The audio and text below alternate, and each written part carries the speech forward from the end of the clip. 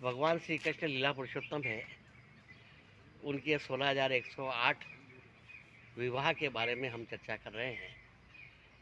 पूर्व में हमने रुक्मिणी, जामवंती और सत्यभामा के विवाह की कथा सुनाई थी।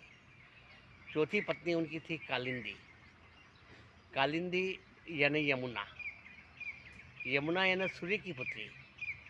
सूर्य के 2 पुत्र और 1 पुत्री। एक उनकी छाया पत्नी सूर्य की और एक पत्नी उषा। उषा से 2 एक पुत्र और एक पुत्री का जन्म हुआ है, जो यम और यमुना है। और छाया से एक पुत्र का जन्म हुआ, वह शनिदेव है।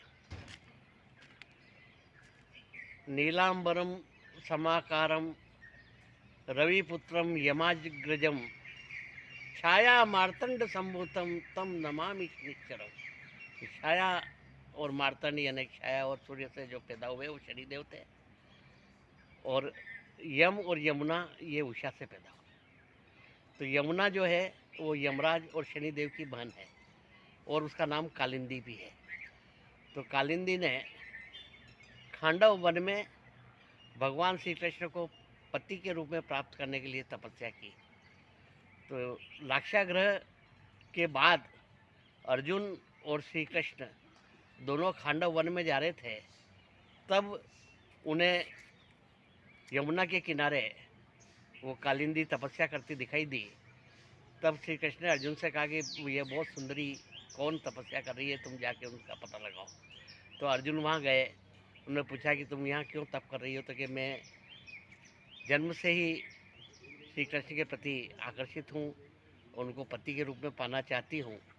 और जब उनका जन्म हुआ था तब वसुदेव जी उनको पलने में लेकर के और गोकुल से मथुरा जा रहे थे। तब मैंने उन्हें चरण स्पर्श किए थे और उनके पाँव को छुआ था। तब से मेरा उनके प्रति अनुराग बढ़ा हुआ है। तब अर्जुन ने आकर के श्री कृष्ण से कहा कि ये कालिंदी आपको पति के रूप में प्राप्त करना चाहती है।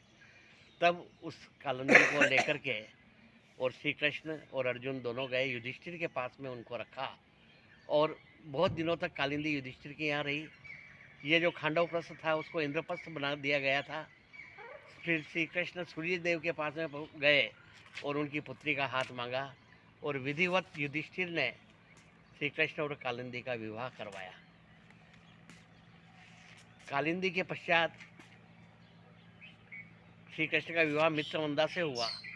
मित्रमंदा उज्जैन के राजा की पुत्री थी, और उन्होंने पति को प्राप्त करने के लिए स्वयंवर रचा था। तो स्वयंवर में श्री कृष्ण भगवान आए थे, और श्री कृष्ण भगवान की शिक्षा स्थली भी उज्जैन रही है। तो वो भी स्वयंवर में उपस्थित हुए थे, और मित्रमंदा ने उनका वर्ण किया था। उसके बाद में उनका विवाह सत्या से हुआ, जो कौशल नरेश की पुत्री थी। कौशल नरेश थे नग्नजीत। उन्होंने एक प्रतियोगिता रखी थी। उनके 7 बैल थे कि उन 7 बैलों को एक साथ जो कोई नाथ देगा उससे मैं अपनी पुत्री का विवाह करूँगा। तो कोई नहीं कर पाया। श्री कृष्ण ने ये काम किया और वो प्रतियोगिता में विजयी हुए, और इस प्रकार से सत्या से उनका विवाह हुआ। उसके बाद में कैकेय नरेश की पुत्री भद्रा थी, वह भी उन्हें चाहती थी, उनसे भी उनका विवाह हुआ। और उसके बाद में अंतिम 8वीं थी लक्ष्मणा, जो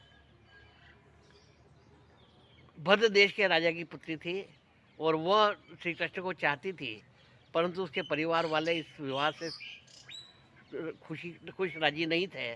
परंतु लक्ष्मणा ने श्री कृष्ण को संदेश भेजा कि मैं आपको चाहती हूँ, पति के रूप में प्राप्त करना चाहती हूँ। तब उसकी भावनाओं को देख करके श्री कृष्ण ने उनका हरण किया और उससे विवाह किया। तो एक स्वयंवर के द्वारा एक प्रतियोगिता में जीत करके रुक्मिणी और लक्ष्मणा का हरण करके और कालिंदी का वर्ण करके, इस प्रकार से 8 रानियाँ का वर्णन श्री कृष्ण के विवाह में मिलता है। अब 16,100 रानियों का विवाह किस प्रकार से हुआ उसकी कथा हम कल बताएंगे।